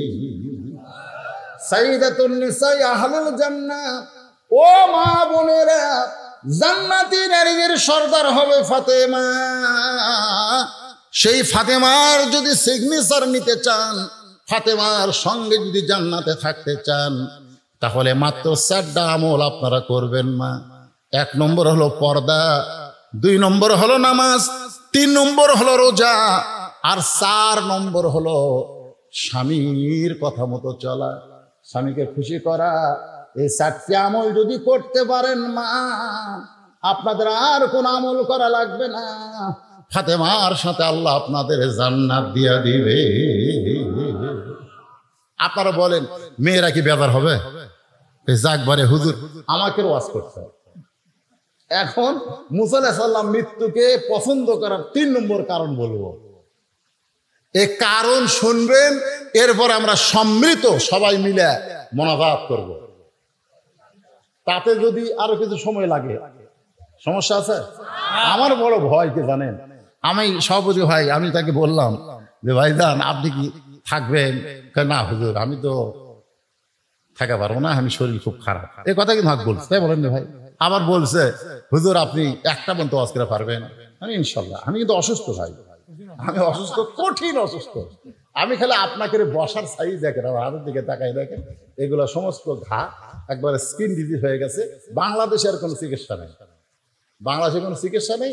ইন্ডিয়ার যাওয়া লাগবে, কিন্তু আমাকে ভিসা দিচ্ছে না। আমি কোন তালিকার মধ্যে নাকি আছি, যাই হোক আমাকে ভিসা টিসা দিচ্ছে না। এখন আমি যাওয়ারও পারতেছি না। এখন খালি আল্লাহ রহমত আর আপনাকে দোয়া, আপনাকে দোয়া আর আল্লাহ রহমত। জনগণের কাছে আমি যখন ঘর থাকতে মনে হচ্ছিল আমি ওই পড়েই গেছিলাম ওই জায়গায়। হ্যাঁ, এত দুর্বল আমি। কিন্তু আপনাকে এই জায়গাতে আমি জীবনে আছি, উল্লাহ পড়ে এত ওয়াজ করছি, কিন্তু আপনাকে এই সোনার জায়গা আর কল যে ভরে গেছে। ঘড়ির দিকে তাকায় দেখে 1টা পার হয়ে গেছে। এরপরও মানুষগুলো এমন ভাবে বসে আছে মনে হয় কেবল রাত 8টা বাজতেছে। ধরে কোন কথা ঠিক কিনা? এই যে একটা সুন্দর অবস্থায় আমার মতো অসুস্থ মানুষ আপনাদের সামনে ওয়াজ করলাম। মুসা আলাইহিস সালাম মৃত্যুকে ভালোবেসে যে 3 কারণে, তার 2টা কারণে বলছি। এখন মুসা আলাইহিস সালামকে আল্লাহ বলতেছে, মুসা তুই ভুলে গেলে আমি তো ভুলিনি। ওই 3 ব্যক্তির কথা। যেরকম কয় ব্যক্তি? আপনারা হয়তো ভুলে গেছেন, কিন্তু আমি তো ভুলিনি। আমার আগে আমার জামাই কি ওয়াজ করলো, আমি বলছি জামাই যে জায়গাতে যায় ওয়াজের মূল টার্গেট কিন্তু ঠিক থাকবে। যেরকম কথা ঠিক কিনা? কারণ আমার ওয়াজ যারা শুনছেন আপনাকে আমি কোনোদিনও ফাঁকি দেইনি। ওয়াজের এক ডাল বেড়ে করে থুয়ে চলে গেল, ভাই অন্য জায়গায় যাবেন, অন্য জায়গায় যাবেন কিরে, আমি বাড়ি যাওয়ার পারবো কিনা তারই গ্যারান্টি নাই। যেরকম কথা ঠিক কিনা? এই জন্য যেখানে যে আলোচনা করি ওখানেই শেষ করে দিই, সমাপ্তি করে দিই। তো মুসা আলাইহিস সালাম বলতেছে, আল্লাহ তাহলে 3 জনের খবর কি? আল্লাহ বললেন, যে ব্যক্তি ধনী হসে গরিব হবার চায় ওরে বলো ও যেন আল্লাহ শুকরিয়া কমে দেয়। ও বলবে আমার বাড়ি আমার ঘর, এটা আল্লাহর কিছুই নেই। ও বলবে ওই যে দেখতেছেন না হুজুর, ওই পুকুর আমার, ওই সাইডে যে জমিগুলো দেখতেছেন এগুলো সবই আমার, ওই পিছনে যা দেখতেছেন ওগুলো আমার, সামনে যা দেখতেছেন আমার ভাইয়ের, আমার চাচা। এলাকার মধ্যে কারো পা দেওয়ার জায়গা নেই। তো সবই যদি তোমাকে হয় আল্লাহর, তোকে আল্লাহটা দেখতে গেলে 2 মিনিট হাঁটা লাগবে। 2 মিনিট হাঁটা মসজিদের সামনে যা বলতেছে এখানেও আল্লাহর কিছু ছিল না, এখানেও আল্লাহর কিছু ছিল না। আমার চাচা দয়া করে আল্লাহ 10 শতক দান করছে, আর আমরা দয়া করে সিমেন্ট দিয়ে ইটে দিয়ে টাকা দিয়ে আল্লাহ ঘর বানা দিদি। হুজুর এরাই আল্লাহ, এরা হচ্ছে না শুকরি। তুমি তো তাকে বলবা যে আমার যে টাকা পয়সা আছে এগুলার মালিক আমি, এ যেন আজ থেকে আলহামদুলিল্লাহ আল্লাহ শুকরিয়া আদায় না করে, না শুকরি করলেই অসম্পদ কমে যাবে। মুসা বলে, আল্লাহ তাহলে যে মেয়েটা রাস্তায় কাঁদতেছে, যার বাড়ি ঘর নাই, সহায় সম্পত্তি নাই, তাকে কি খবর দিব? আল্লাহ বলে তাকে খবর দিও, ও যে অবস্থায় আছে সে অবস্থায় যেন আমি আল্লাহর শুকরিয়া আদায় করে। রে ওই আছে এমন একটা বাড়ির পানি হলে পানি পড়ে, রোদ উঠলে বাড়ির মধ্যে রোদ আসে, খাওয়ার নাই কিছু নাই, ওই অবস্থা আলহামদুলিল্লাহ পাওয়া যায়। মুসা বলতে আল্লাহ তাহলে 3 নম্বর লুলা পঙ্গ, হাতও নাই পাও নাই, কাঠের ডুমার মতন খালি গড়ায়। ওই ব্যক্তি বলছে, দুনিয়াতে আল্লাহ আমারে কেন পাঠাইছে, আমার কি কাম? আল্লাহ বলে খবর দিও, জাহান্নামের একটা ছিদ্র আছে, ওকে দিয়ে আমি জাহান্নামের ছিদ্র বন্ধ করব। মুসা বলে, আল্লাহ কি করলেন? কিসের ছিদ্র? আল্লাহ কয়, তুই কানে কম শুনিস, জাহান্নামের ছিদ্র বন্ধ করবো রে। মুসা কে আল্লাহ এটা একটা আপনার কথা হলো, দুনিয়াতে হাত পাওয়া দিলেন না, আমার মরার পরে জাহান্নামের ছিদ্র বন্ধ করবেন, এইটা কেমন খবর? আল্লাহ কয়, আমি হলাম খবর সৃষ্টিকারী, তুই হলেও খবর দেনেওয়ালা। নবীরা হবে খবর দিবে, আল্লাহ হচ্ছে খবরের মালিক। আসল খবর কার? আরো জোরে বলেন। দুনিয়াতে যত খবরই আপনারা দেখেন, যত খবরই পড়েন, এগুলো একটাও সত্য খবর না। আসল খবর হলো আল্লাহর কোরআন। জোরে বলেন কথা ঠিক কিনা? এই জন্য কোরআনের এক নাম হলো খবরে ওয়াহিদ। 1 নম্বর খবর জালিকাল কিতাবুল লা রাইবা ফি, যার মধ্যে কোনো সন্দেহ নাই। জোরে কোন কথা ঠিক কিনা? এখন যাওয়ার সময় ধ্বনি পড়ছিল, আসার সময় কে বলবে? বুঝতে পারছেন না? লুলে যাওয়ার সময় শেষে, আওয়ার সময় আগে। খালি চিন্তা করতেছে আমি কিভাবে কই, বিপদ না? এই খবর দেওয়া একটা বিপদ না? তো পঙ্গু বলতেছে, আল্লাহর নবী কি খবর? মুসা কাছে হাসতেছো, কি খবর? অবশ্যই ভালো খবর, আমার আল্লাহ কোনোদিন খারাপ খবর দেবে না। বলেন কি খবর? এরে কি হতে রে, বা আরো আদায় করা লাগবে নাকি?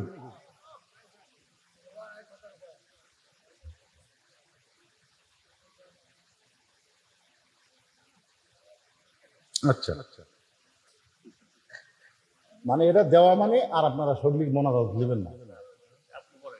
না, আপনি যখনই শেষে কালেকশন দিবেন একটা দেখুন 2 মিনিট দিলে এরা এত জোরে দৌড় মারবি, বান্দর হলে ন্যাস খুলে দেবে। জোরে কোনো কথা ঠিক না?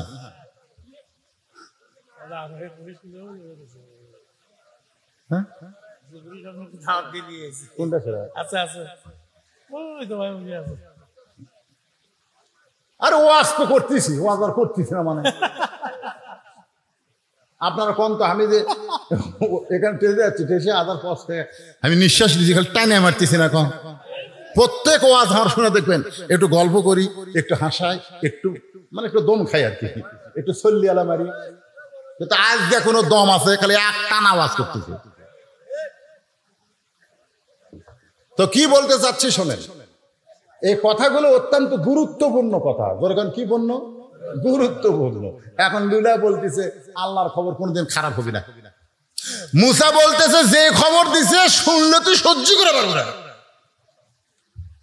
বলে তাহলে আপনার বলতে অসুবিধা কি? আমি সহ্য করবো না পারলে আমি পারবো না, আপনি খবর দিতে কি?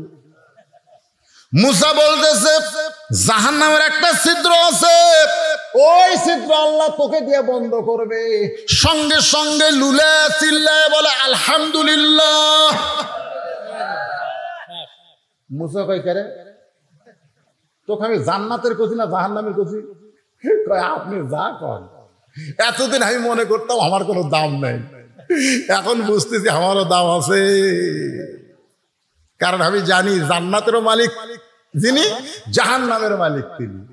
তো জাহান্নামে তো আমার একটা জায়গা আছে রে, একটা ছিদ্রের মধ্যে তো আমার জায়গা আছে। এই জন্য আলহামদুলিল্লাহ। মুসা কয় পাগলার সাথে কথা কয় আমার লাভ নাই, আমি সামনের দিকে যাই। সামনের দিকে যাইতে আল্লাহ বলে হ্যাঁ মুসা পঙ্গুর দিকে একবার তাকা। মুসা নবী তাকায় দেখে সুদর্শন একটা যুবক। মুসা বলে রে পঙ্গু, তুমি সুদর্শন যুবক কেমনে হলা? বলে আল্লাহর শুকরিয়া আদায় করার কারণে। লাইন শাকারতুম লাযিদান্নাকুম, আল্লাহ তাআলা আমাকে সৌন্দর্যের নিয়ামত দান করেছে। এবার বুড়ির সাথে দেখা, মহিলার সঙ্গে দেখা। ওগো আল্লাহর নবী আমার খবর কি? বলে যে অবস্থায় আছেন আলহামদুলিল্লাহ কম। বুড়ি কয় তোর মাথা খারাপ, তুই কিসের নবী রে?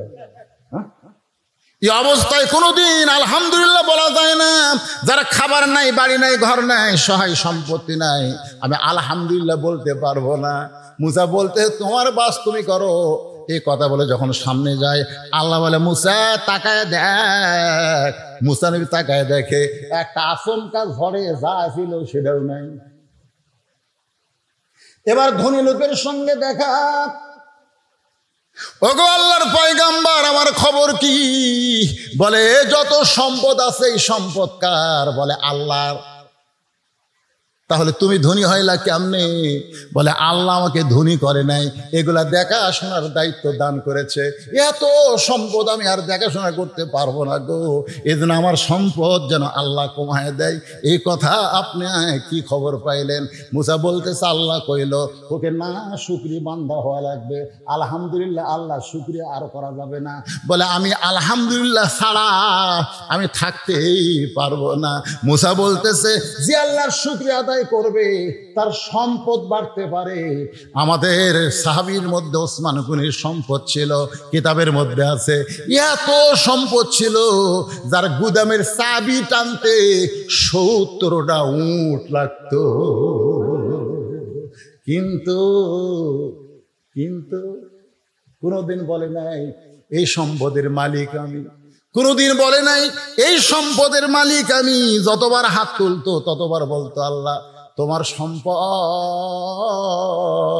তুমি আমাকে নিয়ামত স্বরূপ দান করেছো, আমি যেন নিয়ামতের শুকর আদায় করে সম্পদের যেই হিস্সা সেটা যেন আল্লাহ রাস্তায় খরচ করতে পারি। জোরে কান সুবহানাল্লাহ।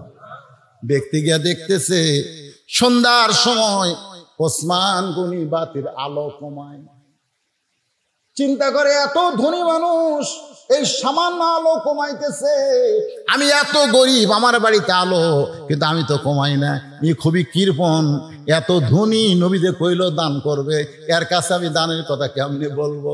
রাসূলের কাছে গিয়ে বলে, ইয়া রাসূলুল্লাহ, ওসমান গনির মতো কৃপণ মানুষ আমি দেখি নাই। বলে, তুমি তো অভাবী সেটা কি বলতে পারছো? বলে, তার অভাব দেখে আমার অভাবের কথা আমি বলতে পারি নাই। যাও ওসমানের কাছে যাও। পরদিন সকালে বেলা এসে দেখে যেই বালিশে ওসমান গনি ঘুমায় তুলা বার হয়ে ঘরের মধ্যে পড়ে গেছে, সেই তুলাগুলো খুঁটায় খুঁটায় বালিশের খোলের মধ্যে ঢুকাইতেছে। গরিব বলে, আল্লাহ রে, এরকম তুলা যদি আমার ঘরের মধ্যে পড়তো আমি সামটা দিয়া ঝাড় দিয়া ফেলে দিতাম, কিন্তু এত কৃপণের কৃপণ তুলাগুলো বালিশের মধ্যে তুলতেছে। নবীর কাছে গিয়া বলে, ইয়া রাসূলুল্লাহ, এমন কৃপণ মানুষ আমি বলি নাই। বলে, তুমি তো অভাবের কথা বলছো, বল তার অবস্থা থেকে বলার সাহস পাই নাই। নবী বলে, আবার যাও। পরদিন সকালে বেলায় গরিব সাহাবী আবার গিয়া দেখে ওসমান গনি খালি গায়ে বসে আছে, কোলের মধ্যে একটা জুব্বা, কয়েক জায়গায় ছিঁড়ে গেছে, সেলাই করবে, কিন্তু শুয়ের মধ্যে সুতা ঢোকাবার পারতেছে না। এইদিকে সুতা যায়, এইদিকে সুতা যায়, কিন্তু শুয়ের ছিদ্রের মধ্যে সুতা যায় না। গরিব কয়, ইচ্ছা করলে কোটি কোটি নতুন পাঞ্জাবি নিবার পারবি, এত সম্পদের মালিক হইয়া সামান্য একটা শুয়ের মধ্যে সুতা ঢোকার পারতেছিস না, জুব্বা সেলাই করবি কিরকম? চিৎকার দেব ওসমান ভাই। ওসমান বলে, আসসালামু আলাইকুম। জোরে করে সুবহানাল্লাহ। গরিব বলে, ভাইজান কি হলো? ওসমান বলে, ভাই রে, চোখের জুতি কমে গেছে ভাই, এই জন্য শুয়ের মধ্যে সুতা ঢুকাবার পারতেছি না, তুই একটু সুতা ঢুকাইয়া দে। এবার সুতা ঢুকাইয়া দিছে। ওসমান গনি খফ করে হাত ধরে বলতেছে, এই যে শুয়ের মধ্যে সুতা ঢুকাইলি, এর বিনিময়ে তোরে কি দিব? গরিব বলে, কিছুই দেওয়া লাগবে না, খালি হাত ছেড়ে দেন, কারণ গরিব জানি তিনবার যা দেখছি, এই কৃপণ আবার দিবে কি? ওসমান গনি বলে, ম্যানেজার বলে, হুজুর কি খবর? বলে, তোরা তো জানিস না এই লোকটা আমার কি উপকার করলো, আমার ছেঁড়া জুব্বা সেলাই করার জন্য শুয়ের মধ্যে সুতা ঢুকায় দিছে, এর বিনিময় হিসাবে একে 100টা উট দিয়া দে। গরিব বলে, হুজুর আপনি কি কন? সামান্য শুয়ের মধ্যে সুতা ঢুকাইলে 100 উট। ওসমান গনি বলে, ম্যানেজার 200 উট দিয়ে দাও। গরিব বলে, হুজুর কি বলেন? ওসমান গনি বলে, ম্যানেজার ফার্মে কত হবে? বলে, 2000-এর সবগুলা দিয়ে দাও। গরিব জোর হাত করে বলে, হুজুর আর কথা বলবো না, কারণ কথা বললি বাড়তিছে। তাহলে 3বার আমি কি দেখলাম? বলে, কি দেখছো? বলে, প্রথম দেখলাম আলো বেশি হয়েছে দেখে আলো কমাইলেন, তারপরে দেখলাম বালুস ফাটা তুলে পড়ে গেছে, সেই তুলা আবার ফুটাইয়া তুললেন, তারপরে দেখলাম শুয়ের মধ্যে সুতা ঢোকাবার পারতেছেন না। ওসমান গনি বলতেছে, 3বার যেইটা দেখছো সেটার নাম হলো দুনিয়া, আর তোমার যেইটা দিলাম সেটার নাম হলো আখিরাত। এই দুনিয়ার আলোর দরকার ওসমানের নাই, কারণ অন্ধকার কবর ওসমানকে ডাকতেছে। এই দুনিয়ার বালিশের দরকার ওসমানের নাই রে, কবরে কোনো বালিশ ওসমানের থাকবে না। এই দুনিয়ার ভালো পাঞ্জাবির কোনো দরকার নাই, কাপড়ের কাপড় ছাড়া ওসমান কিছুই নিয়ে যাবার পারবে না। কিন্তু তোরে যে 2000 উট দিলাম ভাই, এই 2000 উটের বিনিময়ে আল্লাহ যেন আখিরাতে ওসমান রে জান্নাত দেয়। সুবহানাল্লাহ কইলে হবে না। আমাকে বলছে, হুজুর ওসমান গনির মতন কোন পাগলা যদি এখানে থাকে, আখিরাতের প্রাধান্য দিয়ে গোরস্থান মাদ্রাসার প্রতি যদি একটু মহব্বত করে, আমি বেশি কিছু চাই না ভাইজান। এই মাদ্রাসায় ছাত্র কয়টা? এই আবাসের ছাত্র কয়টা? 40 জন ছাত্রকে 40টা কোরআন শরীফ দেওয়া লাগে ভাই। এই হাজার হাজার মানুষের মধ্যে 40টা মানুষ আমি চাই একটা কোরআন শরীফ মাত্র 500 টাকা, এটা লগদ দাম, বাকি না। বাপ মার কবরকে জান্নাত বানানোর জন্য একটা ছাত্র হাতে একটা কোরআন শরীফ বাবদ 500 টাকা দেবেন। আপনি 500 টাকা দেওয়া মাত্রই আল্লাহ আপনার বাপ মার আপনার নিজের নামে একটা কোরআন দানের সওয়াব দিয়ে দিবে। এতগুলো মানুষের মধ্যে মাত্র 40 জন ব্যক্তি আসেন 500 করে টাকা নিয়ে, একটা 500 টাকা লোড দিবে, একটা কোরআন দানের সওয়াব হবে। 40টা ছাত্রের হাতে 40টা কোরআন আমি চাই। 40-এর বেশি দিলে আমি নেবো না, মাত্র 40টা। যে হারে আসতেছে চাইবেন ভুল করলে। কয়টা দিলেন? 2টাই দিছে, মাশাআল্লাহ। একটা চাইছি ভাই আমার 2 কোরআন 1000 টাকা, আর একজন এক কোরআন শরীফ বাবদ 500 টাকা, আর একজন কোরআন বাবদ 500 টাকা, আর একজন আল্লাহর কোরআন বাবদ 500 টাকা দান করলো, আর একজন কোরআন শরীফ বাবদ 500 টাকা দান করলো। আপনি খালি চেয়ার মিশে মন খারাপ করবেন না, খালি গণেন তো 40টা হলে আসামো না করবেন না, বেশি নিলে মানুষ খেতে দেবে। আর একজন কোরআন বাবদ 500 টাকা দান করছে, আল্লাহ কবুল করেন। আর একজন কোরআন বাবদ 500, আর একজন কোরআন বাবদ 500, আর একজন 500, আর একজন 500, আর একজন 500, আর একজন 500, আর একজন 500, 2 কোরআন বাবদ 1000, আর একজন কোরআন বাবদ 500, আর একজন আল্লাহর কোরআন বাবদ 500 টাকা দান করছে, আল্লাহ কবুল করেন, আল্লাহুম্মা আমিন। আর একজন কোরআন শরীফ বাবদ 500, আর এই জাইন কাপড়া আপনারা যদি না দেন বসে থাকেন। আমি 40টা মানুষের কাছে চাইছি, আল্লাহ টাকা দেওয়ার জন্য এরা পাগলা হয়, আর আমরা বাড়ির যাওয়ার জন্য দৌড়াই। এই পাগলারা রাস্তার মধ্যে যদি আজরাইল খাড়ায় থাকে, আমরা এখানে দোয়া করবো। আখিরি মনোযোগ, বাপ মা যাদের কবরে গেছে, আর একজন 500, আর একজন 500, আর একজন 500, আর একজন 500, আর একজন 500, আর একজন 500, আর একজন 500, আর একজন 1000 টাকা 2 কোরআন বাবদ, আর একজন 2 কোরআন বাবদ 1000, আর একজন 2 কোরআন বাবদ 1000। যাদের বাপ মা 2 জনই মারা গেছে, 2টা কোরআন দেন, আর যদি না পারেন একটা দেন। আর একজন 2 কোরআন বাবদ 1000 টাকা, আর একজন আল্লাহ তোমার কোরআন বাবদ 500 টাকা, আর একজন কোরআন শরীফ বাবদ 500, আর একজন 500 টাকা দান করছে, আল্লাহ কবুল করেন। আল্লাহ তোমার পাগল বান্দারা বারবার দান করার পরেও তোর আমার কোরআনের কথা শুনে এমন পাগল হয়ে গেছে, কোরআন শরীফ বাবদ 500 টাকা দান করলো, আল্লাহ দানকে কবুল করেন, আল্লাহুম্মা আমিন। মাত্র 40টা চাইছে ভাই, লেখালেখির দরকার নাই। এই লেখালেখি কেন? লেখালেখির তো লগত। আমি আর একটা কোরআন শরীফ বাবদ 500, আর একটা কোরআন বাবদ 500, আর একটা কোরআন শরীফ বাবদ 500। এতক্ষণ চেয়ারম্যান 40টা করলই না রে, কয়টা হলো রে? আর একটা কোরআন বাবদ 500, আর একটা কোরআন বাবদ 500। আল্লাহ তোমার বান্দারা কোরআন শরীফ বাবদ দান করতেছে।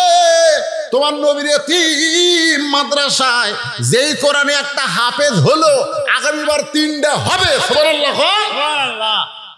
কোরআনের পাখি তৈরি করার কারখানা গোরস্থানে যারা আছে এরা যা খুশি হচ্ছে ভাই। আসসালামু আলাইকুম ইয়া আহলাল কুবুর, সবাই বলেন আসসালামু আলাইকুম ইয়া আহলাল কুবুর।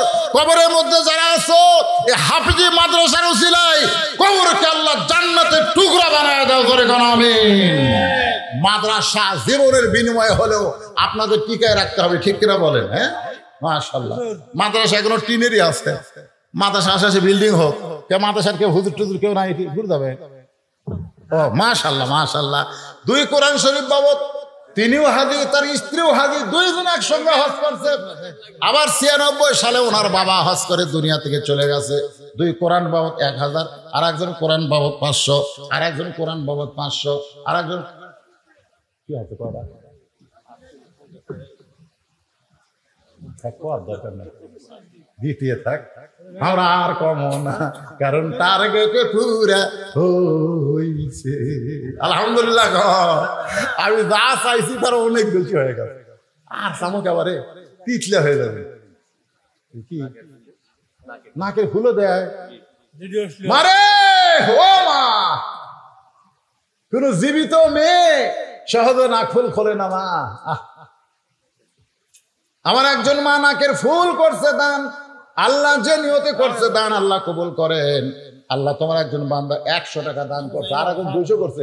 আপনারা 100-200 যেটা করবেন এটা দানের মধ্যে, এগুলো সিলিবার বলি না আপনাকে। শোনেন, আমি মাইকে বললেই যে কবুল হবে, আর না বললে যে হবে না তাই তা কিন্তু না। এই যে মনে করেন সন্ধ্যার সময় আপনাকে এলাকার বক্তা সোমান ভাই দীর্ঘ টাইম এই নাম বললো, আমি খালি ঘরের তা শুনতে তারকে এ হারে নাম বলে বলে দোয়া করলে তুই কয় টাকা আদায় করবি রে? নাম বলা লাগবে, এটি যে স্লিপ আছে, আমি খালি স্লিপ পড়মান নাম কম 3টে বেঁধে যাবি, ধরে কোন ঠিক কেনা কি দরকার রে? নাম বলার কি দরকার? কারণ যাদের বাপ মা কবরে গেছে, দাদাদের কবরে গেছে, তারা অবশ্যই গোরস্থানের মাদ্রাসাকে টিকায় রাখার জন্য দান করবেই, ধরে কোন কথা ঠিক কেনা। নাম বলার দরকার নাই। আপনি লেখার সাথে সাথে আপনার নাম কি এই কাগজ আছে, জান্নাতের খাতায় আল্লাহ লিস্টি করে নিছে। দানবীর কাকে বলে? আর সাকিও হাবিবুল্লাহ। আল্লাহ রাসূল বলেছেন যারা দান করবে তারা আল্লাহর গোস্ত হবে, ধরে কোন সুবহানাল্লাহ। আল্লাহ কানা ফাসিকান, যদিও সে ফাসিক হয়, যদিও সে নামাজ পড়ে না, রোজা করে না, কিন্তু দান করে, এই দান করার কারণে আল্লাহ তাকে মাফ করে দিবে, ধরে কোন সুবহানাল্লাহ।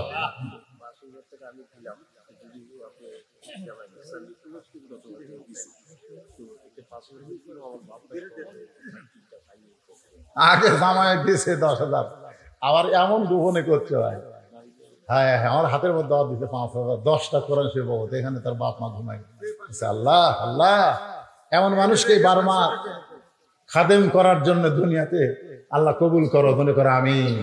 চেয়ারম্যান সাহেবের ওয়াশরুম টাইম আছে, ভাষণ দিয়ে চলে গেছে, আপনার তাকে সভাপতি বানাচ্ছে, মনে করছে নাম কেউ আছে সভাপতি, কিন্তু না, আখরি মনোজাত পর্যন্ত উনি আছেন। আল্লাহ পাক ওনাকে এই সম্মান আরো দান করুক, ধরে কেন আমি নিয়ামতের শুকরিয়া আদায় করেছে, আল্লাহ তাকে আরো সম্মান দিন, আল্লাহ পাক কবুল করুক, ধরে কেন আল্লাহুম্মা আমিন। মুসা নবী বলতেছে আল্লাহ মৃত্যুকে ভালোবাসার 3 নম্বর কারণ হলো এই দুনিয়া ক্ষণস্থায়ী, আখিরাত চিরস্থায়ী। ক্ষণস্থায়ী দুনিয়াতে থাকতে আমার ভালো লাগে না, চিরস্থায়ী আখিরাতে যাইতে আমার ভালো লাগে, ধরে কেন সুবহানাল্লাহ। আপনারা বলেন তো আপনাদের কাছে চিরস্থায়ী ভালো না ক্ষণস্থায়ী ভালো? এ কথা কোন, চিরস্থায়ী না ক্ষণস্থায়ী? কারণ দুনিয়া ক্ষণস্থায়ী, এক পলকের নাই ভরসা, কোন এক পলকের নাই ভরসা, মিশে সকল আশা, কখন বুঝি দারুণ ঝড়ে ভাঙবে তোমার বাসা, আমার হীরা মন পাখি আমার। এগুলা গান গাইলে গুনাহ হবে না রে পাগলারা, এগুলা সব কোরআন শরীফের গান, ধরে কোন সুবহানাল্লাহ। আমার হীরা মন পাখি আমার, প্রাণ প্রাণ পাখি, তোরে কোথায় রাখি পাখি রে, সবই মিশে আর ফাঁকি। কোন বনেরই পাখি তুমি, রুহের জগতে ছিল, ধরে কোন কোথায় ছিল? কোন বনেরই পাখি তুমি, কোন বনেতে আইলাম, আবার কোন বনেতে যাইতে হবে, কেমনে ভুইলা গেলা। কোন বনেরই পাখি তুমি, কোন বনেতে আইলাম, আবার কোন বনেতে যাইতে হবে, কেমনে ভুইলা গেলা।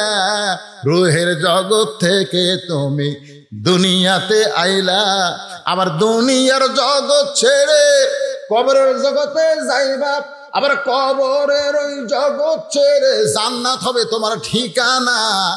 আল্লাহ যেন কবুল করে, জোরে সরে বলে আল্লাহুম্মা আমিন। আস্তাগফিরুল্লাহ আল্লাযী লা ইলাহা ইল্লা হুয়াল হাইয়ুল কাইয়্যুম ওয়া আতুবু ইলাইহি। আল্লাহুম্মা সাল্লি আলা মুহাম্মাদ, সবাই পড়েন আল্লাহুম্মা সাল্লি আলা মুহাম্মাদ ওয়া আলা আলি মুহাম্মাদ কামা সাল্লাইতা আলা ইব্রাহিম ওয়া আলা আলি ইব্রাহিম ইন্নাকা হামিদুম মাজিদ। আল্লাহুম্মা বারিক আলা মুহাম্মাদ ওয়া আলা আলি মুহাম্মাদ কামা বারাকতা আলা ইব্রাহিম ওয়া আলা আলি ইব্রাহিম ইন্নাকা হামিদুম মাজিদ। সবাই যাদের বাপ মা কবরে গেছে, অথবা বাবা গেছে, মা গেছে, অথবা বাপ মা দুইটাই কবরে গেছে, অথবা বাপ মা জীবিত আছে, বাপ মা জীবিত থাকা আল্লাহর নিয়ামত, কবরে গেলে আমরা হব তাদের জন্য নিয়ামত, জোরে কোন সুবহানাল্লাহ। হ্যাঁ, সবাই সবার জন্য দোয়া করব। আল্লাহর কাছে আমরা হাত তুলে আজকের মাহফিলের সম্মানিত সভাপতি চেয়ারম্যান সাহেব বক্তব্য দিবারই যাচ্ছিল না, কিন্তু এই ক্যামেরার কারণে, কারণ এই যে ক্যামেরা আলাদা দেখেন, এরা এত এত দুই একটাকে আমি দেখি এত বড় সিটার, এরা খালি প্রধান বক্তার ওয়াজ রেকর্ড করে, এর আগেকার বক্তা যতই ভালো ওয়াজ করুক সেগুলো কিন্তু করে না। এরা কয় আমার ইসলামের খেদমত করে, ইসলামের খেদমত করলে সব বক্তারই ওয়াজ করা লাগে, জোরে কোন কথা ঠিক কিনা? তাহলে ভাইরাল বক্তার ওয়াজ এরা তোলে, ভাইরাল বক্তা বুঝলিস, এই বুঝলিস নাম দেখলি তো চলি দেখবি রে, এই আড্ডা তো আমার জামাই এর আগে যে কত সুন্দর ওয়াজ করলো ওটা তুলে দিলেন, করছেন? হ্যাঁ হ্যাঁ, এইবার বোঝা যাবে, আমি সার্চ করবো। এতদিন আমরা শ্বশুর জামাই একসাথে ওয়াজ করি, এরা খেলে আমারটা তোলে, কেন এই বুড়াটা তুলে কি করবো রে? চলে মানে কি, এমন কোনো বাংলাদেশের মানুষ নাই যাই ভবিষ্যতের ওয়াজ শোনে। আমি খালি চিন্তা করি, তোরা তো দেখিস নি মালটা দিয়ে কালো, ওয়াজ শুনতে ভালো কিন্তু দেখতে আমি কালো, জোরে কোনো কথা ঠিক কিনা? তারপরে মাশাআল্লাহ বয়স হয়ে গেছে, 37 বছর হলো ওয়াজ করতেছি। আমার সাথী বক্তাগুলো সবই মরে গেছে। সিদ্দিকুর রহমান যশোরী মারা গেছে, 1 বক্তা ছিলাম। আমার রেজাউল করিম কাউসারি ভাই মারা গেছে। তারপরে ভুয়া গা গেছিল বাগাবাড়ি, এরপরে ভুয়া গাতে আব্দুল কাদের সিদ্দিকী ভাই, আমার একই সাক্ষাৎ, ও মারা গেছে। আমার আলম তারপরে জাকারিয়া ভাই খুবই অসুস্থ, এই সব অসুস্থ হয়ে আছে, আমিও তো অসুস্থ। যাওয়ার অপেক্ষায় আমরা সবাই আমরা যাব ইনশাল্লাহ। কিন্তু আমাদের যাওয়াটা যেন আজকের আলোচনা মোতাবেক মুসলমান হিসাবে আল্লাহর জন্য আল্লাহ কবুল করে, ধরে কোন আমিন। আল্লাহুম্মা আমিন। আল্লাহুম্মা আনতাস সালাম অমিনকাস সালাম তাবারাকতা ইয়া যাল জালালি ওয়াল ইকরাম। আয় আল্লাহ তাআলা, সেই মাগরিবের নামাজের পর থেকে এই গভীর রাত পর্যন্ত তোমার পাগল বান্দারা আরামের বাড়ি, আরামের ঘুম বাদ দিয়া, আরামের বিছানাকে ভুলে গিয়া এই জান্নাতের বাগানে বসে বসে কোরআন হাদিসের আলোচনা শোনার শেষে আমি গুনাহগারের সঙ্গে আখেরি মোনাজাতে রহমতের দরজায় ফকির হয়ে দোফানা হাত তুলেছি। আল্লাহ মেহেরবানি করে আজকের মাহফিল আমাদের সকলের হেদায়েতের জন্য, নাজাতের জন্য, জান্নাতের জন্য কবুল করে নাও। এই মাহফিলের শুরু থেকে শেষ পর্যন্ত যত আলোচনা হয়েছে আল্লাহ, এর মধ্যে ত্রুটি হলে, ভুল হলে মাফ করে দিও। এর যা হাদিয়া মঞ্জুর করো। সোনার মদিনা রাসূলের রওজা মুবারক আল্লাহ কবুল করো। মনে বড় আশা ছিল যাব মদিনা, সালাম আমি করব গিয়া নবীজির রওজায়। মনে বড় আশা ছিল যাব মদিনা। আল্লাহ বলে, ও আমার বান্দারা, মদিনায় যাবার না পারলে কি হবে? তুমি যেখানে থেকে নবীর প্রতি দরুদ সালাম পেশ করবে, আমার ফেরেশতা নবীর রওজার পাশে তোমার নামে জমা দিয়া দেবে। আল্লাহ, তোমার রহমতের দরজা আরজ করি, বাবা আদম থেকে ঈসা আলাইহিস সালাম পর্যন্ত সকলের রূহ মুবারক আল্লাহ তুমি কবুল করো। সাহাবায়ে কেরাম, উম্মাহাতুল মুমিনিন, শহীদ শহীদান, জান্নাতুল বাকি, জান্নাতুল মাওয়া সহ পৃথিবীর যত গোরস্থানে মুমিন মুমিনাত আছে আল্লাহ সকার ওয়াফরে হাদিয়া কবুল করো। আল্লাহ, যে গোরস্থান উপলক্ষ করে আজকের এই মাহফিলের আয়োজন, আল্লাহ এই ছয়ঘরিয়া পুণ্যমাগাতের গোরস্থানে যারা শুয়ে আছে আল্লাহ রে, ফিলিস্তিনের খবর পাচ্ছি, মুসলমানের কি হচ্ছে, আমেরিকার খবর, রাশিয়ার খবর, ইউক্রেনের খবর, কিন্তু আমার ঘরের পাশে বাপ মার কবর। এত কাছে থেকে এত দূরে কোনো খবর। উল্লাপাড়ার পিয়ানো সাহেব থেকে ওসি সাহেব, আল্লাহ যারা মাহফিল করার ব্যাপারে কোনো বাধা দেয়নি, বরং অনুমতি দিয়েছে, আল্লাহ তাদের সকলকে তুমি কবুল করে নিও। সুবহান রাব্বিকা রাব্বিল ইজ্জাতি আম্মা ইয়াসিফুন ওয়া সালামুন আলাল মুরসালিন। ভুলে গেলে চলবে না, আমার মা বোনদেরকে আল্লাহ তুমি কবুল করো। আবেদা সালেহ পর্দা কবুল করে মৃত্যুর সময় আমাদের জবানে তুমি জারি করে দিও, লা ইলাহা ইল্লাল্লাহু মুহাম্মাদুর রাসূলুল্লাহ সাল্লাল্লাহু আলাইহি সাল্লাম। আসসালামু আলাইকুম ওয়া রাহমাতুল্লাহি ওয়া বারাকাতুহু।